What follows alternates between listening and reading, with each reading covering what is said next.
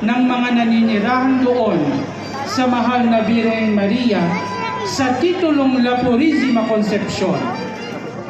Taon-taon ay dagsa ang mga deboto ng Ina ng Diyos upang bisitahin ang kanyang imahe sa bayan ng Santa Maria.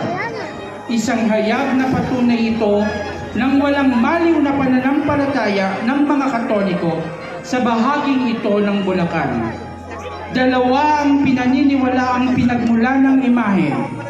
Una, pinaniniwalaan na ang imahe ay inukit ng isang praileng Franciscano mula sa isang piraso ng kahoy na bahagi ng isang galyon na naglalakbay patungo sa Pilipinas sa panahon ng kalakalang galyon ng Manila-Acapulco. Ikalawa, ipinapalagay din na ang imahe ay umiiral na nang itatag ang bayan noong 1972 at inilagay sa ilalim ng pagtataguyod ng La Purisima Concepcion.